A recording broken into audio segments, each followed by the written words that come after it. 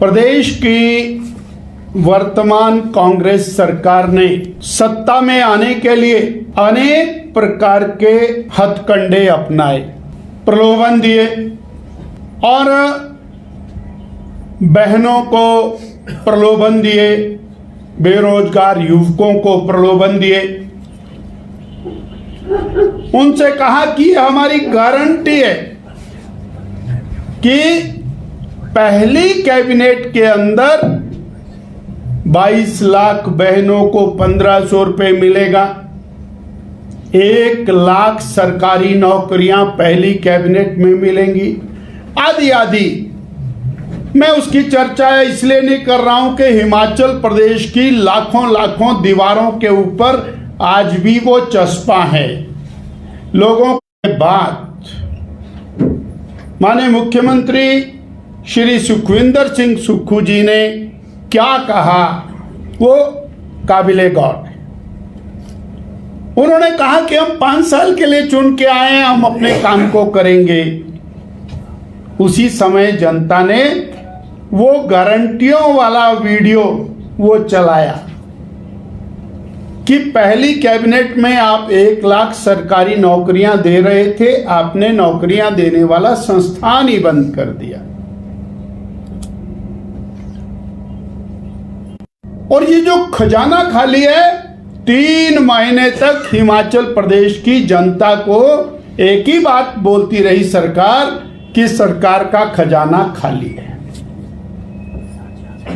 उसके अगले 3 महीने तक एक व्हाइट पेपर लाए, अब खजाना खाली है, उसका भी सबको पता लग गया कि खजाना पहले भी इतना था, आज भी इतना ही। व्हाइट पेपर लाए, 75,000 करोड़ रुपए का कर्ज दिखाया और उसका जो लब्बो लबाब ने धनाधन कर्ज लेना शुरू कर दिया और 18,000 करोड़ रुपए का कर्ज आपने 15 महीने में ले लिया। तो 6 महीने इसमें बीत गए जनता का ध्यान बटाने के लिए। उसके बाद भगवान का कहर आ गया, आपदा आ गई।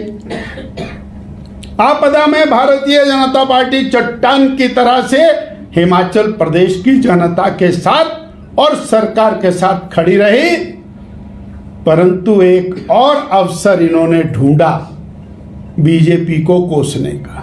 जनता के लिए कुछ नहीं किया, केवल बीजेपी को कोसने का काम किया। 1,782 करोड़ रुपया आपदा राहत के लिए डायरेक्ट केंद्र की मोदी सरकार ने दिया। लगभग 21,000 मकान दिए, एनडीआरएफ, एसडीआरएफ आदि आदि डिफेंस, और वो करना चाहिए था, किया। 1,000 करोड़ रुपया मनरेगा का एक्स्ट्रा दिया, बाकी सब कुछ दिया जो गवर्नमेंट के पास मौजूद है।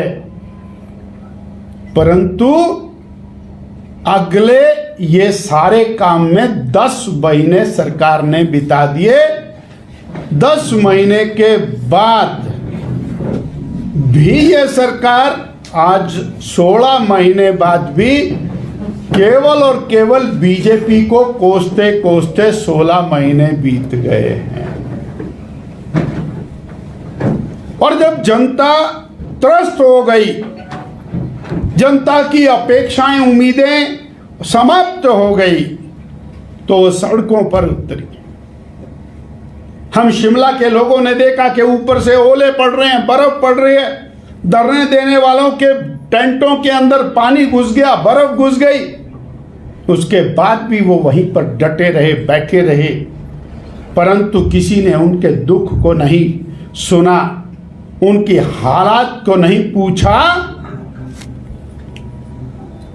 और करते करते चुनाव की घोषणा हो गई। जनता की जो कष्ट थे, उन कष्टों का प्रभाव सारे समाज पर, चुने हुए प्रतिनिधियों पर पड़ा और कांग्रेस के माननीय विधायकों के ऊपर भी इसका बहुत बड़ा प्रभाव पड़ा। यहां तक कि उन्होंने सरकार के खिलाफ सीधा मोर्चा खोला, क्योंकि हिमाचल की जनता त्रस्त हुई, उनके विधानसभा क्षेत्रों की जनता त्रस्त हुई और सरकार फिर फेल हुई और फिर बीजेपी को कोसा कि बीजेपी ने ऐसा कर दिया वैसा कर दिया। मैं अपनी बात को समेटते हुए कहना चाहता हूं कि 1 साल 6 महीने का समय कांग्रेस की सरकार ने केवल बीजेपी को गाली देकर के समाप्त कर दिया और प्रदेश की जनता की अपेक्षाओं को दरकिनार कर दिया और चुनाव आते ही दोबारा से वही सब कुछ नई काठ की हांडी में डाल करके वो परोसने का काम शुरू कर दिया। नई गारंटियां, नए तरीके से नए फार्म भरने का काम शुरू किया। साथियों, हिमाचल की जनता बखूबी जान गई है कि वर्तमान सरकार पूरी तरह से फेल हो चुकी है और अब ये सरकार वेंटिलेटर पर जा चुकी है। ऑक्सीजन सिलेंडर से भी काम नहीं चल रहा है। अब ये सरकार वेंटिलेटर पर है, ये हिमाचल की जनता जान चुकी है। मैं आपके माध्यम से एक और ध्यान कराना चाहता हूं कि हिमाचल प्रदेश का विकास अगर पिछले 5-7 साल के अंदर हुआ है तो उसके पीछे केवल और केवल नरेंद्र भाई मोदी की सरकार है। अगर जे कांगड़ा से लेकर के शिमला का 4 लेन नेशनल हाईवे बन रहा है तो वो मोदी जी की देन है। अगर पठानकोट से लेकर के मंडी की सड़क बन रही है 4 लेन हाईवे तो वो मोदी जी की देन है। अगर कीरतपुर से लंबी लंबी टनल्स बना करके मनाली तक अगर से 4 लेन हाईवे बन रहा है तो वो मोदी जी की देन है।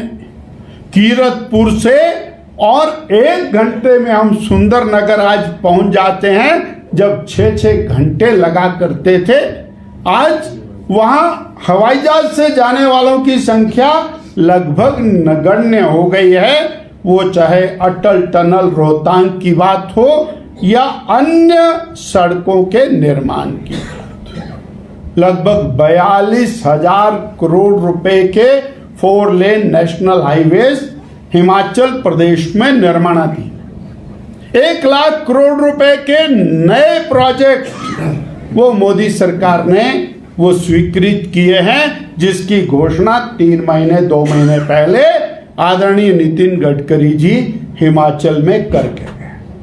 और जो ग्रामीण सड़कें हैं उसके लिए साथियों बाकी जितनी योजनाएं हैं उनके अंदर हिमाचल प्रदेश को जो लाभ हो रहा है, वहां All India Institute of Medical Sciences Himachal Pradesh में सबसे पहले शुरू हुआ और 1475 करोड़ रुपया जिसके ऊपर व्यय करके आज वो देश का नामी संस्थान बनने जा रहा है, जहां हिमाचल के लोगों को बेहतरीन चिकित्सा मिले।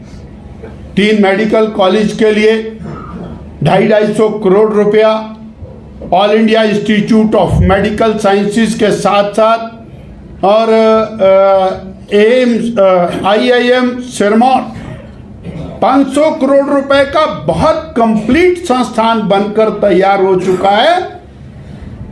ये हिमाचल प्रदेश के लिए मोदी जी की विशेषता है।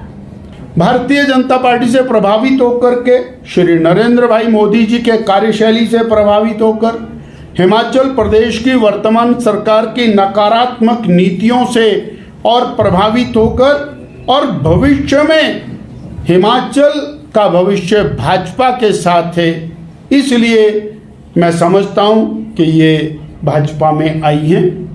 2022 में मोदी जी का प्रभाव कम हो गया था जो कांग्रेस पार्टी में चली गई थी। भारतीय जनता कांग्रेस पार्टी में इन तो इंडिपेंडेंट चुनाव लड़ा, पहले तो कांग्रेस में भैया इंडिपेंडेंट चुनाव लड़ा। उससे पहले तो कांग्रेस में गई। सर पार्टी को डेंट करने वाले कार्यकर्ताओं की वापसी की वजह समझा दी है थोड़ा। कल का भूला आज घर वापिस आए, इसका अभिनंदन। सर जिस तरह से लगातार बीजेपी कह रही है कि लोकसभा चुनाव के साथ हम विधानसभा में भी सरकार बनाएंगे हिमाचल में, क्या और विधायक भी आने वाले हैं आने वाले? भाई साहब इतनी बड़ी बात है, पहले ये सरकार वेंटिलेटर से बाहर नहीं आ रही है, तो अब देखते हैं। अभी तो 2024 का पार्लियामेंट में 4 सीटें जीतना और ये 9 उपचुनाव जीतना, ये हमारा लक्ष्य है। हम तो जनता से आशीर्वाद लेने के लिए जनता के बीच में जाते। बहुत धन्यवाद जी।